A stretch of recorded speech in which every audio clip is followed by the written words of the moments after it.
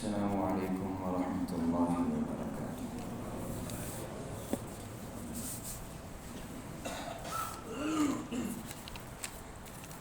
الحمد للہ نحمده ونستعینه ونستغفره ونؤمن به ونتوکل علیہ ونعوذ باللہ من شرور انفسنا ومن سیئات اعمالنا من يهده اللہ فلا مضل له ومن يضلل فلا هادی له ونشهد ان لا الہ الا اللہ وحدہ لا شریک له ونشهد ان سیدنا ومولانا محمدا عبدہ ورسولہ اما بعد فاعوذ باللہ من الشیطان الرجیم بسم اللہ الرحمن الرحیم قل یا عبادی الذین اسرفوا علی انفسهم لا تقنطوا من رحمت اللہ ان اللہ یغفر الذنوب جميعا انہ هو الغفور الرحیم۔ وقال النبی صلی اللہ تعالی علیہ وسلم التائب من الذنب کمن لا ذنب له، او کما قال علیہ الصلاۃ والسلام صدق اللہ العظیم وصدق رسولہ النبی الامی الکریم ونحن علی ذلک لمن الشاہدین والشاکرین والحمد للہ رب العالمین۔ رب اشرح لی صدری ویسر لی امری واحلل عقدۃ من لسانی یفقہوا قولی رب زدنی علما رب زدنی علما رب زدنی علما سبحانک لا علم لنا الا ما علمتنا انک انت العلیم الحکیم۔ تمام حضرات مل کر درود شریف پڑھیں۔ اللهم صل على محمد وعلى آل محمد كما صليت على إبراهيم وعلى آل إبراهيم إنك حميد مجيد۔ اللهم بارك على محمد وعلى آل محمد كما باركت على إبراهيم وعلى آل إبراهيم إنك حميد مجيد۔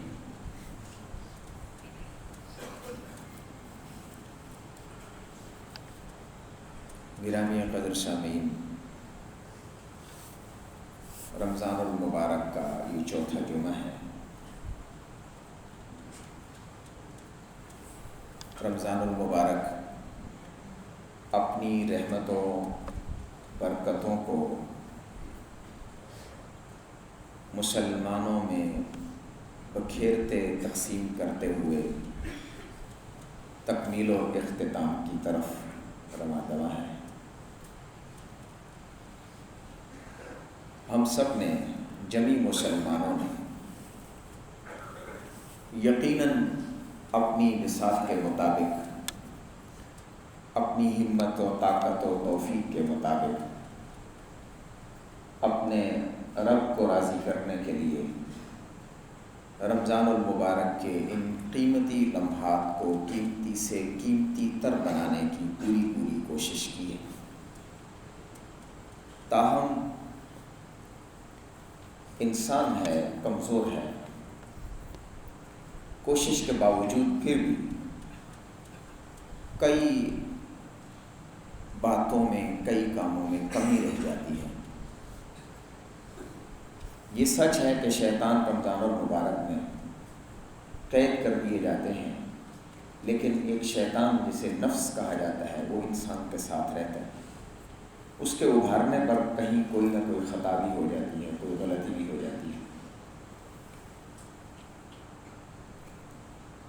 جو خطا، جو غلطی انسان سے ہو جائے، اس غلطی کو ختم کرنے کا، اس کو زائل کرنے کا کوئی نسخہ، کوئی طریقہ اسلام میں موجود ہے یا نہیں؟ تو اس کا جواب ہے، اللہ نے غلطی کو، گناہ کو، خطا کو مٹانے کے کئی بہانے انسانوں کے لیے بنا چھوڑے ہیں۔ انسان گناہ کرتا ہے تو دو طرح سے ہوتے ہیں، یا صغیرہ گناہ ہے یا کبیرہ گناہ ہے۔ اس مہربان رب نے صغیرہ گناہوں کو مٹانے کا ایک اصول بتلایا قرآن مجید میں۔ چنانچہ اللہ رب العزت نے فرمایا ان الحسنات یذہبن السیئات، نیکی گناہوں کو دور کر دیتی ہے، مٹا دیتی ہے، ختم کر دیتی ہے۔ ہم احادیث مبارکہ میں پڑھتے ہیں، اسلامی تعلیمات کی روشنی میں عرض کرنے لگا ہوں، ایک جمعہ پڑھتے ہیں، آئندہ جمعہ پڑھتے ہیں تو درمیان کے گناہ اللہ رب العزت جمعہ کی ادائیگی کی برکت سے مٹا دیتے ہیں۔ ہم ایک نماز پڑھتے ہیں، ابھی جمعہ کی نماز پڑھ رہے ہیں، عصر کی نماز آ کر کے پڑھیں گے تو اس درمیان کے وقت میں جو گناہ ہوئے وہ عصر کی برکت سے اللہ مٹا دیتے ہیں۔ رمضان المبارک میں روزے رکھے، اس کی برکتوں کو حاصل کرنے کی کوشش کی، آئندہ سال زندگی نے ساتھ دیا، پھر رمضان المبارک میں روزے رکھے اور اس کی برکتوں کو سمیٹنے کی کوشش کی، تو اس سال کے درمیان میں جو گناہ ہوئے وہ اللہ اس رمضان کی برکت سے مٹا دیتا ہے۔ دوسرے مقام پر رب العلا نے یوں بھی فرمایا ان تجتنبوا کبائر ما تنہون عنہ نکفر عنکم سیئاتکم، کہ اگر تم کبیرہ گناہوں سے، بڑے بڑے گناہوں سے جن سے تمہیں روکا گیا ہے، اپنے آپ کو باز رکھو اور روکے رکھو، تو جو چھوٹے گناہ ہیں وہ ہم ویسے اپنی رحمت سے آپ کے توبہ کیے بغیر ہی مٹا دیتے ہیں۔ دوسرا گناہ جو انسان سرزد کرتا ہے اپنے سے یا اس سے سرزد ہوتا ہے وہ ہے کبیرہ گناہ۔ کیا کبیرہ گناہ کے لیے بھی کوئی اصول ہے اسلام میں؟ تو یقیناً ہے۔ اللہ رب العزت کی رحمت کا بے کنارہ سمندر ایسا بہتا ہے کہ اس میں کسی طرح کے بھی گناہ ہوں، توبہ کرنے کی دیر ہے، اس کے مٹا دینے میں دیر نہیں ہوتی۔ آج کی ہم اس نشست میں اسی بات کو سمجھنے کی کوشش کریں گے کہ توبہ اور استغفار کے متعلق قرآن و حدیث کی کیا تعلیمات ہیں، اس کی کیا شرائط ہیں، اس کے کیا فوائد، ثمرات اور نتائج ہو سکتے ہیں۔ سب سے پہلی بات، توبہ کیا ہے؟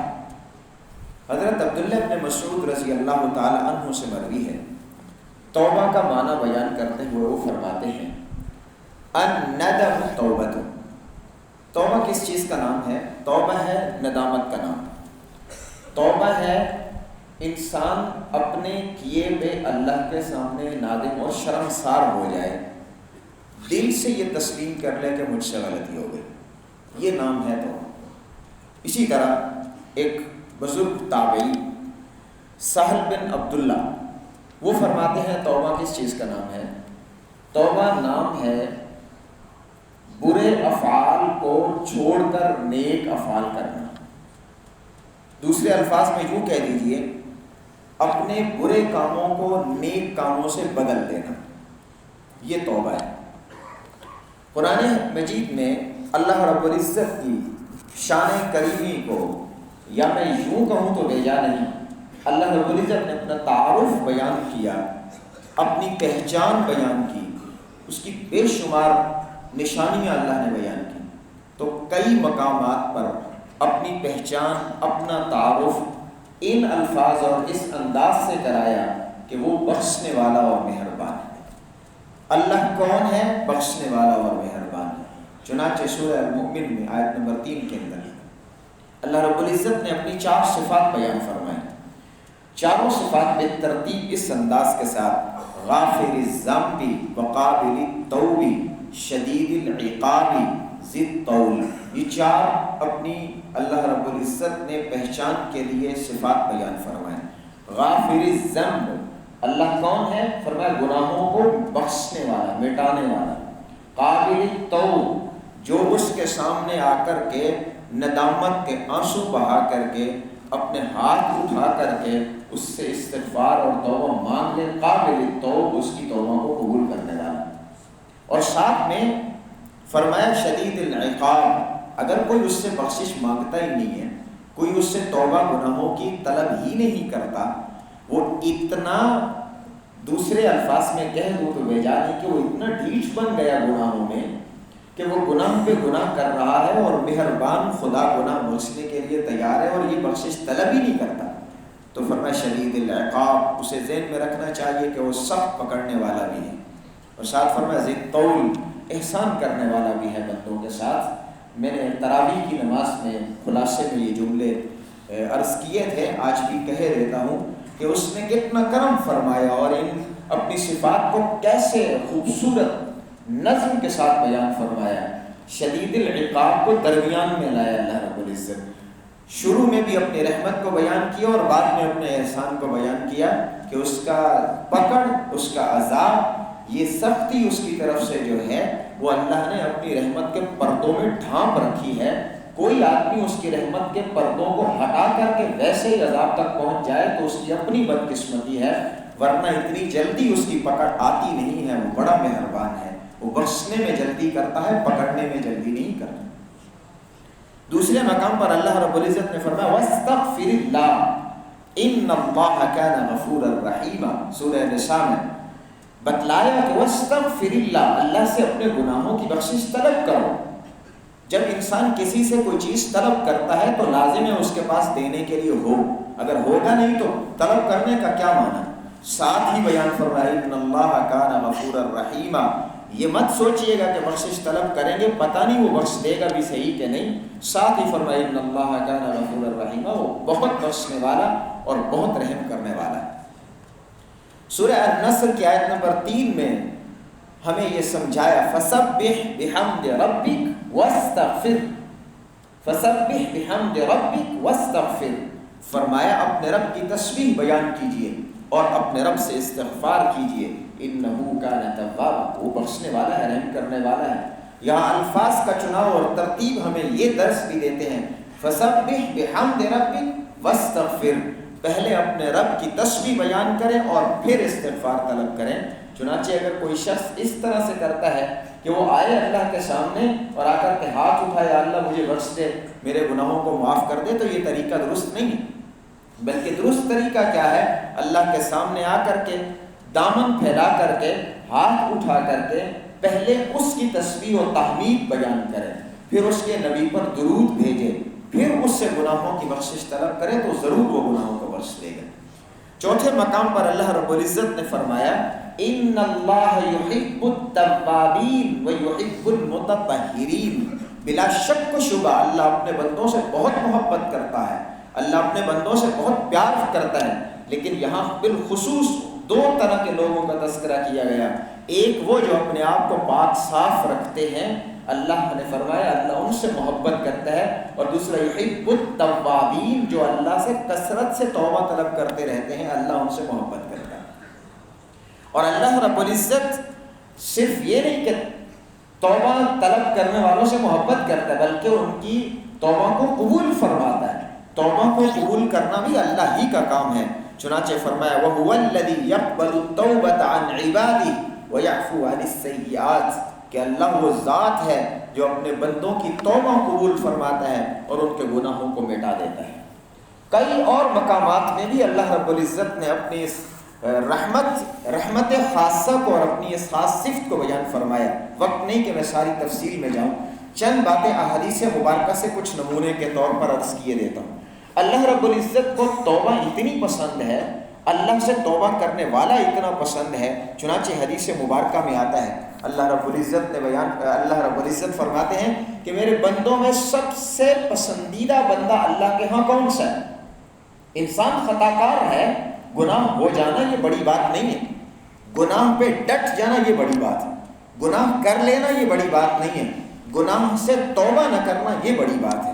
چنانچہ رحمت دو جہاں صلی اللہ تعالیٰ علیہ وآلہ وسلم کا فرمان مبارک ہے کل بنی آدم خطاء، ہر انسان گناہ کرنے والا ہے، ہر انسان سے کوئی نہ کوئی خطا ہو جاتی ہے، انبیاء کے علاوہ کوئی بھی شخص یہ دعویٰ نہیں کر سکتا کہ وہ گناہ کرتا ہی نہیں ہے، وہ چاہے متقی پرہیزگار صالح اور عابد کوئی بھی ہو، گناہ ہر ایک سے ہوتا ہے۔ اللہ کے رسول صلی اللہ علیہ وسلم نے فرمایا کل بنی آدم خطاء، ہر انسان سے ہر بنی آدم خطا کرنے والا ہے. فرمایا وخیر الخطائین التوابون، لیکن بہترین خطا کرنے والے وہ ہیں جو اپنے گناہ ہو جانے کے فوراً بعد اپنے رب سے گناہ کی معافی طلب کر لیتے. چنانچہ دوسری جگہ رحمت دو جہاں صلی اللہ علیہ وآلہ وسلم نے فرمایا اللہ اپنے بندے کی توبہ سے خوش ہو جاتا ہے. حدیث مبارکہ میں یوں ہے، فرمایا کہ ایک آدمی صحرا میں ہو اور اس کے پاس اونٹ ہے اور اس کے اوپر اس نے اپنے زاد راہ اور کھانے پینے کا سامان رکھا ہو، اور کہیں اونٹ کو باندھے یا اونٹ کو چھوڑے اور خود تھوڑی دیر سستانے کے لیے لیٹ جائے. اس کی آنکھ کھلے اور وہ دیکھے کہ اونٹ نہیں ہے. اب اس نے بسیار تلاش کرنے کی کوشش کی جتنا اس سے ہو سکتا تھا. اس نے ادھر ادھر چل پھر کر تلاش کیا، اونٹ ملا نہیں ہے. اب نہ تو کوئی آبادی ہے، نہ کہیں پانی ہے، نہ کہیں کھانے کو کچھ مل رہا ہے. اب اسے کوئی امید نہیں ہے اپنی زندگی کے بچ جانے کی. چنانچہ اب وہ واپس اپنی جگہ پہ پلٹا اور آ کر کے زمین پر کروٹ ڈال کر کے لیٹ کر کے سو گیا اور یہ خیال کرنے لگا کہ کتنی دیر تک جی سکوں گا، موت آ جائے گی تو مر جاؤں گا، اب اس کے علاوہ اور تو کوئی چارہ ہی نہیں ہے. یہاں پھر اس کی آنکھ لگتی ہے اور جب دوبارہ آنکھ کھلی وہ دیکھتا ہے کہ اونٹ میرے سامنے کھڑا ہوا ہے، کھانا بھی اس کے اوپر اسی طرح تازہ موجود ہے، پانی بھی تازہ اسی طرح موجود ہے. اللہ کے حبیب صلی اللہ علیہ وسلم نے فرمایا اس بندے کی خوشی کا عالم کیا ہوگا آپ اندازہ لگاؤ. فرمایا اللہ کو جب بندہ اس سے توبہ کرتا ہے اور استغفار کرتا ہے، گناہ پہ ندامت کا اظہار کرتا ہے، اللہ کو اس بندے کی خوشی سے بھی زیادہ اپنے بندے سے خوشی حاصل ہوتی ہے. اللہ اتنا خوش ہو جاتا ہے اپنے بندے کے ساتھ. گناہ ہو جاتا ہے، گناہ سے توبہ یہ اللہ کا پسندیدہ عمل ہے. حدیث مبارکہ کے الفاظ اس طرح سے بھی ہیں، فرمایا لولا انکم تذنبون لخلق اللہ خلقا یذنبون یغفر لهم.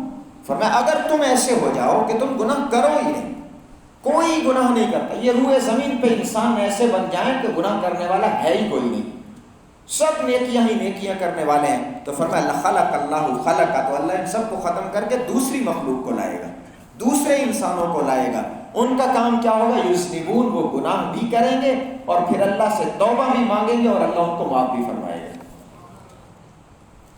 چوتھی حدیث مبارکہ مسلم کی روایت ہے، رحمت دو جہاں صلی اللہ تعالیٰ علیہ وآلہ وسلم نے فرمایا اللہ اپنے بندے کی توبہ کا کس طرح منتظر ہوتا ہے. چنانچہ حدیث مبارکہ میں ان اللہ عز وجل یبسط یدہ باللیل، اللہ رب العزت رات کے وقت میں اپنے رحمت کے ہاتھوں کو پھیلا دیتا ہے. کس لیے پھیلاتا ہے؟ لیتوب مسیء النہار، تاکہ دن کو غلطیاں کرنے والا اللہ سے معافی مانگ لے. اور فرمایا وَيَبْسُطُ يَدَهُ بِالنَّهَارِ، اور سارا دن اللہ اپنی رحمت کے بازوؤں کو پھیلائے رکھتا ہے. کس لیے؟ لیتوب مسیء اللیل، تاکہ جس نے رات کو گناہ کیا ہے وہ دن کو آ کر اللہ سے معافی طلب کر لے. حَتَّى تَطْلُعَ الشَّمْسَ مِن مَغْرِبِهَا، اور یہی سلسلہ اس کی رحمت کا دن اور رات میں لگاتار چلتا رہتا ہے. فرمایا یہاں تک کہ سورج مغرب سے طلوع ہو جائے.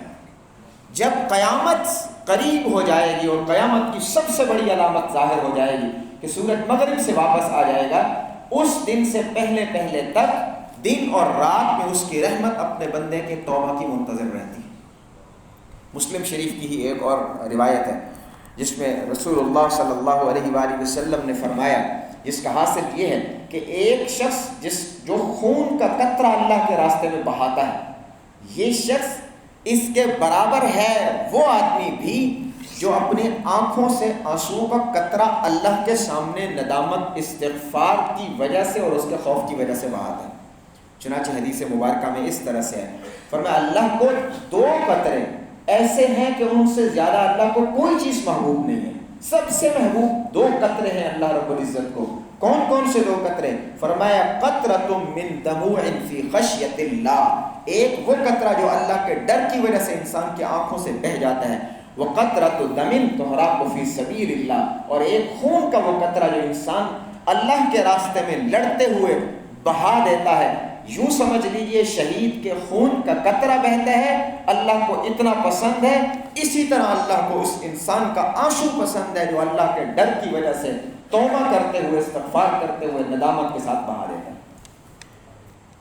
گرامی قدر سامعین، حدیث قدسی ہے، حضرت انس رضی اللہ تعالیٰ عنہ فرماتے ہیں اللہ رب العزت کتنے گناہوں کو بخش لیتا ہے، اس کی رحمت بے کنارہ ہے تو وہ انسان کے بے کنارہ گناہوں کو بخش سکتا ہے۔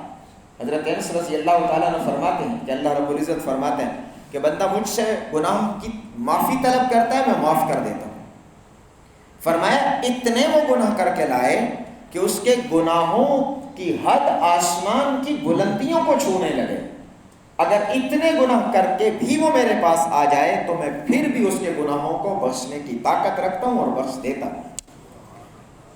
کیا حاصل اور سبق ہے کہ ہمارے اس کے در پہ آنے میں دیر ہے، اس کے بخشنے میں دیر نہیں ہے۔ رحمت دو جہاں صلی اللہ علیہ وآلہ وسلم نے اپنا عمل بھی ہمیں سمجھایا اور بتلایا۔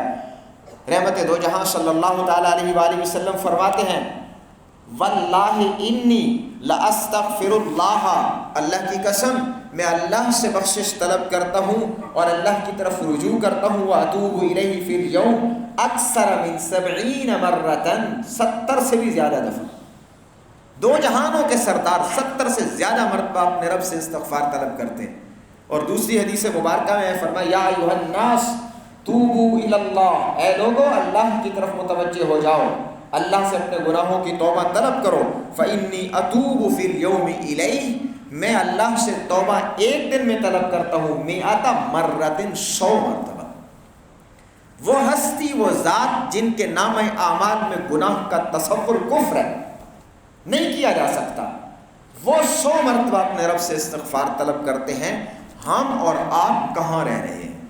کیا ہم بھی اپنے رب سے استغفار کرتے ہیں، اپنے گناہوں کی توبہ اللہ رب العزت سے مانگتے ہیں یا نہیں مانگتے؟ اگر مانگتے ہیں تو بہت عمدہ، اگر نہیں مانگتے تو پھر اس بات کو ذہن میں رکھیں۔ حدیث مبارکہ میں آتا ہے کہ انسان گناہ کرتے ہیں تو اس کے دل پر ایک سیاہ نشان لگ جاتا ہے، وہ اس کی توبہ کر لیتا ہے تو وہ نشان مٹ جاتا ہے، اگر وہ توبہ نہیں کرتا وہ پھر کوئی اور گناہ کر دیتا ہے تو ایک نشان اور لگ جاتا ہے۔ یوں یہ شخص توبہ نہیں کرتا اور گناہ پہ گناہ کیے جاتا ہے تو انجام یہ ہوتا ہے کہ اس کا پورا قلب سیاہ ہو جاتا ہے۔ پھر ڈر ہے ایسے شخص کے بارے میں، مبادہ یہ بھی ہو سکتا ہے کہ جس کا پورا قلب سیاہ ہو جائے، اس کو توبہ کی توفیق نہ ملے اور انہی گناہوں کے ساتھ اللہ کے سامنے جانا پڑ جائے۔ اس لیے توبہ کی طرف آنا چاہیے۔ مومن آدمی تو گناہ کر کے توبہ کیے بغیر رہ ہی نہیں سکتا۔ چنانچہ حدیث مبارکہ میں ابن مسعود رضی اللہ تعالیٰ عنہ بیان فرماتے ہیں کہ ایک مومن آدمی کے لیے اور ایک بدکار گناہگار آدمی کے لیے جو گناہوں کا عادی ہو، گناہ کا فرق بیان کرتے ہوئے بیان کیا گیا۔ فرمایا مومن جب گناہ کرتا ہے تو اسے یوں لگتا ہے جیسے وہ پہاڑ کے نیچے بیٹھا ہو اور ابھی پہاڑ اس کے اوپر گر جائے گا، اور ایک گناہگار، گناہ کا عادی شخص، وہ گناہ کر کے اسے یوں لگتا ہے جیسے ناک پہ مکھی بیٹھی تھی، ہاتھ سے انگلی ہلائی اور مکھی اڑ کر چلی۔ تو ہم اپنے آپ کو مومن بنائیں، وہ مومن جو گناہ ہو جائے تو گناہ سے توبہ کیے بغیر آرام سے رہ نہ سکتا ہو، وہ چین سے رہ نہ سکتا ہو۔ گرامی قدر سامعین، اللہ رب العزت گناہوں کو معاف فرماتا ہے، یہ اس کی خاص رحمت ہے کہ اس نے، جیسے میں نے عرض کیا، دن رات میں گناہوں کی توبہ کے لیے اللہ کی رحمت منتظر ہوتی ہے، لیکن کچھ لمحات اللہ نے خاص مقرر فرما دیے ہیں، جیسا کہ ان میں سے فرض نماز کے بعد، جمعہ کے دن، حرمین شریفین میں، عیدین کی راتوں میں، لیلۃ القدر کی راتوں میں، ماہ سیام میں، رمضان المبارک میں، جو شخص اللہ کے راستے میں ہو، یہ وہ حصے ہیں، یا رات کے آخری پہر میں، یہ وہ حصے ہیں جن میں اللہ رب العزت بندے کی توبہ قبول کرنے میں پہلے جلدی کرتا ہے، یہاں پہلے سے کئی گنا زیادہ جلدی فرماتا ہے۔ رات کے آخری پہر میں تو یہاں تک اللہ رب العزت نے بیان فرمایا، مومنوں کی علامت کے بیان کرتے ہوئے وَبِالْأَسْحَارِ هُمْ يَسْتَغْفِرُونَ، مومن وہ لوگ ہیں جو سحور کے وقتوں میں اٹھ کر اللہ سے اپنے گناہوں کی معافی طلب کرتے ہیں۔ حضرت یعقوب علیہ السلام جب حضرت یوسف علیہ السلام تخت مصر پر بیٹھ چکے تھے اور یہاں پر حضرت یعقوب علیہ السلام تشریف لائے اور ان کے بچے بھی آئے، اب یوسف علیہ السلام کے بھائیوں نے، برادران یوسف نے حضرت یعقوب علیہ السلام سے کہا ہمارے لیے بخشش طلب کر دیجئے، ہمیں معاف کر دیجئے، ہم سے غلطی ہو گئی، ہم نے یوسف کو آپ سے دور کر دیا تھا، تو سو ہمارے گناہ ہمیں معاف فرما دیجئے۔ جب یہ بات کی تھی تو حضرت یعقوب علیہ السلام نے یہ نہیں فرمایا ہاں میں نے آپ کو معاف کر دیا، نہیں، بلکہ فرمایا سوف استغفر لکم، ان قریب میں تمہارے لیے بخشش طلب کروں گا. تو مفسرین نے لکھا اس کی کیا وجہ تھی کہ استغفر لکم سوف استغفر لکم. کیوں فرمایا؟ فرمایا اس لیے کہ اللہ سے درخواست کرنی ہے کہ میں ان کو معاف کر رہا ہوں، تو بھی انہیں معاف فرما دے. اور اس لیے فرمایا سوف استغفر لکم کہ ابھی وقت نہیں ہے، جب سحر کا وقت ہوگا، رات کا پچھلا پہر ہوگا، میں اس وقت اٹھ کر تمہارا گناہ بڑا ہے، اس وقت میں جا کر اللہ کے سامنے التجا کروں گا. اس کی رحمت کا سمندر موجزن ہوتا ہے، اس وقت تمہارے گناہوں کی معافی کی امید بہت زیادہ کی جا سکتی ہے. یہ وقت، اور اسی طرح حدیث مبارکہ میں اسی وقت کے بارے میں آتا ہے. نبی اکرم صلی اللہ تعالیٰ علیہ وآلہ وسلم نے فرمایا اللہ کی رحمت آسمان دنیا پر تشریف لاتی ہے اور پھر ایک آواز دی جاتی ہے، حل من سائل یعطا، ہے کوئی مانگنے والا کہ اسے دیا جائے. حل من داع یستجاب لہ، ہے کوئی دعا کرنے والا کہ اس کی دعا کو قبول کر لیا جائے. اور فرمایا جاتا ہے حل من مستغفر یغفر لہ، ہے کوئی گناہوں کی بخشش طلب کرنے والا کہ اس کے گناہ کو بخش دیا جائے. کہاں ہے وہ مسلمان کہ جس وقت میں اللہ کی رحمت ہمیں ندا دے رہی ہوتی ہے کہ مجھ سے کچھ لے لو، سوال کرو تو میں دے دوں، دعا مانگو تو میں قبول کر لوں، بخشش طلب کرو تمہارے گناہوں کو بخش دوں، رحمت خداوندی آوازیں دے رہی ہے اور گناہ کرنے والے آرام کی نیند سو رہے ہوتے ہیں. کاش مسلمانوں میں اس وقت کی قدر پیدا ہو جائے اور مسلمانوں کو یہ احساس پیدا ہو جائے کہ یہ وقت، جس وقت میں اس کی رحمت ہماری طرف متوجہ ہے، ہمارا کام ہے کہ ہم اس کی طرف متوجہ ہو جائیں. اللہ ہمیں اس کی توفیق دے. معزز حاضرین، اللہ رب العزت بخشنے والا ہے، بلا شک و شبہ بخشنے والا ہے، تمام گناہوں کو بخشنے والا ہے. لیکن جیسے میں نے پہلے عرض کیا ہے، کبیرہ گناہوں کی بخشش وہ توبہ کے ساتھ مشروط ہے. توبہ کریں گے تو بخشش ملے گی، اگر توبہ نہیں کی تو پھر بخشش نہیں ہے. اب توبہ کرنی ہے تو توبہ کس طرح سے ہونی ہے؟ چنانچہ اللہ رب العزت نے ہمیں سمجھایا. پہلی بات کہ توبہ کرو، اسی سے کامیابی ملے گی. وَتُوبُوا إِلَى اللَّهِ جَمِيعًا أَيُّهَا الْمُؤْمِنُونَ لَعَلَّكُمْ تُفْلِحُونَ. فرمایا کامیابی چاہتے ہو تو اے مومنو اللہ سے اپنے گناہوں کی توبہ طلب کر لو، کامیاب ہو جاؤ گے. اب توبہ کریں تو کس طرح؟ قرآن مجید نے بیان فرمایا یا ایھا الذین آمنوا توبوا الی اللہ توبۃ نصوحا، توبہ کرو توبہ نصوح. اب توبہ نصوح کیا ہوتی ہے؟ چنانچہ امام قرطبی علیہ الرحمت بیان فرماتے ہیں کہ توبۃ نصوح کہتے ہیں ایسی توبہ جس میں دکھلاوا نہ ہو، جس میں ریا نہ ہو اور جس میں کوئی دنیاوی مقصد نہ ہو. اگر دکھلاوے کے لیے توبہ ہے، ریا کے لیے توبہ ہے، کسی دنیاوی مقصد حاصل کرنے کے لیے توبہ ہے، تو فرمایا پھر اس توبہ کا کوئی تصور نہ کرے کہ اس سے میرے گناہ معاف ہو جائیں گے، پھر اس توبہ کی کوئی اہمیت نہیں ہوگی. توبۃ النصوح کیا ہے؟ حضرت علی رضی اللہ تعالیٰ عنہ نے 6 شرائط بیان فرمائی. فرمایا ان 6 شرائط کے ساتھ توبہ ہو، یہ ہے اصل میں توبہ. وہ 6 شرائط کون سی ہیں؟ نمبر 1، فرمایا اپنے گزشتہ اعمال پر ندامت کریں، جو ہو چکے اللہ کے سامنے شرمسار ہو جائے کہ مجھ سے غلطی ہو گئی. اور دوسری شرط فرمایا جو فرائض اور واجبات ترک کیے ہیں ان کی تلافی کرے، قضا کرنا شروع کرے. یہ نہیں کہ ایک شخص نے سالوں تک نماز چھوڑ دی، فرض نماز چھوڑ دی، اور اب آ کر کے بیٹھا ہو کہ یا اللہ میرے ساری نمازیں جو میں نے چھوڑی ہیں معاف کر دے، معاف ہو جائیں گے. ایسے نہیں ہوتا، بلکہ ان گناہوں کی، ان نمازوں کی، ان فرائض و واجبات کی جن کو ترک کر چکا ہے، توبہ کی صورت یہ ہے کہ ان کو قضا کرنا شروع کرے. نمبر 3، فرمایا کسی پر ظلم کر چکا ہے، کسی پر ظلم کر چکا ہے یا کسی کا ظلماً مال غصب کر چکا ہے، تب تک معاف نہیں ہوگا جب تک ظلم سے لیا ہوا مال واپس نہیں کر دیتا. وہ اسے واپس کرے جس سے لیا ہے، پھر توبہ قبول ہوگی ورنہ نہیں ہوگی. اسی طرح چوتھی شرط فرمایا کسی کو ہاتھ سے یا زبان سے تکلیف پہنچائی اور ستایا ہے تو تب تک توبہ قبول نہیں ہوگی جب تک اس سے معاف نہیں کروا لیتے. جس کو ستایا، جس کو زبان سے یا ہاتھ سے ستایا اور تکلیف دیا، اس سے معافی طلب کرے. وہ معاف کرے گا تو اللہ معاف کرے گا، اگر یہ نہیں معاف کرے گا تو اللہ بھی معاف نہیں کرے گا. اور 5ویں شرط آئندہ نہ کرنے کا عزم کرے. ایک ہوتا ہے ارادہ کر لینا، ارادہ اور چیز ہے، عزم اور چیز ہے. ارادہ ہے جی، ارادہ تو ہے، اس ارادے کو پورا کرنے کے لیے کوشش کرنے کا عزم اور ارادہ ہے، نہیں وہ نہیں ہے، تو پھر یہ ارادہ بیکار ہے. عزم ہونا چاہیے. عزم کا مطلب ہے گناہ چھوڑنے کے لیے پوری کوشش کریں. یہ عزم، یہ 5ویں شرط، یہ بھی لازم ہے. اور چھٹی فرمایا جس طرح اپنے آپ کو گناہوں میں دیکھ چکا ہے اب اپنے آپ کو نیک اعمال میں چلتا ہوا دیکھے. یہ 6 شرائط ہوں گی تو توبۃ نصوحا بنے گی، اور 6 شرائط ہوں گی تو اللہ رب العزت سے معافی کی امید کر سکتا ہے، ورنہ نہیں کر سکتا. ہمارے ہاں تو یہ بھی ہو سکتا ہے نا کہ گناہ کر دیے، اب اللہ کے سامنے آئے، 2 آنسو بہائے اور کہا، مولوی صاحب نے بتایا تھا اللہ کے رسول صلی اللہ علیہ وسلم نے بیان فرمایا ہے یہ آنسو اللہ کو بڑا پسند ہے، میں نے آنسو بہا دیا، جتنا ظلم سے مال کھایا تھا وہ بھی ختم، اور جتنا کسی کو ستایا اور ظلم کیا تھا وہ بھی ختم، اور جتنے فرائض و واجبات چھوڑ دیے تھے وہ بھی ختم. قطعاً ایسا نہیں ہو سکتا. معزز حاضرین، اگر ہم اللہ کے سامنے توبہ کرتے ہیں اور ان شرائط کے ساتھ کرتے ہیں تو ہمیں کیا حاصل ہوگا؟ چند جملے اس حوالے سے بھی عرض کر دیتا ہوں. سب سے پہلی بات، ہماری بہت سی پریشانیوں کا حل، بہت سی الجھنوں کا حل اسی میں ہے. چنانچہ قرآن مجید نے بیان فرمایا فَقُلْتُ اسْتَغْفِرُوا رَبَّكُمْ إِنَّهُ كَانَ غَفَّارًا، اللہ سے بخشش طلب کرو، بخشنے والا ہے. اور کیسے بخشے گا؟ کیا حاصل ہوگا؟ يُرْسِلِ السَّمَاءَ عَلَيْكُمْ مِدْرَارًا، یہ جو بارشیں نہیں ہو رہی طلب کے باوجود استغفار کرو، بارشیں آنی شروع ہو جائیں گی. فرمایا اللہ بارش برسائے گا. وَيُمْدِدْكُمْ بِأَمْوَالٍ وَبَنِينَ، مال کی کمی ہے تو وہ بھی پوری ہو جائے گی، اولاد کی کمی ہے تو وہ بھی پوری ہو جائے گی. وَيَجْعَلْ لَكُمْ جَنَّاتٍ، تمہارے باغات میں پھل کی کمی ہے وہ بھی پوری ہو جائے گی. وَيَجْعَلْ لَكُمْ أَنْهَارًا، تمہاری نہریں خشک ہو گئی ہیں تو وہ بھی جاری ہو جائیں گی. توبہ کرنا تمہارا کام ہے، ان تمام انعامات سے نواز دینا اللہ کا کام ہے. توبہ کرنے سے کیا فائدہ ہوگا؟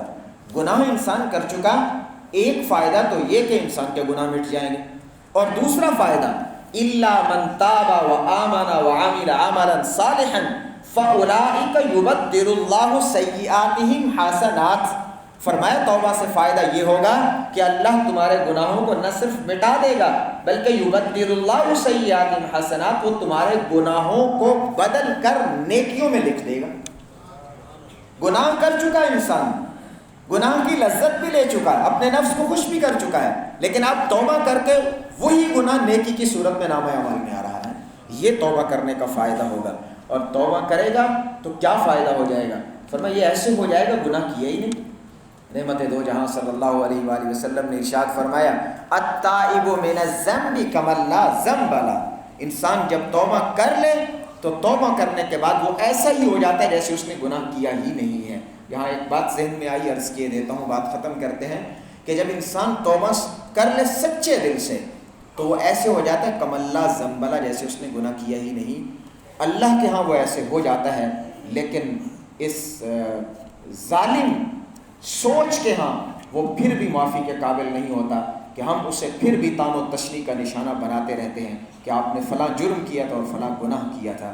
ہمیں سوچنا چاہیے کہ جب گناہ سے اس نے توبہ کر لی، اس رب نے معاف کر دیا، تو ہم کون ہوتے ہیں بار بار اسے وہ گناہ یاد دلانے والے. اللہ رب العزت ہمیں اپنے حضور سچی توبہ کی توفیق بخشے. سنت ادا.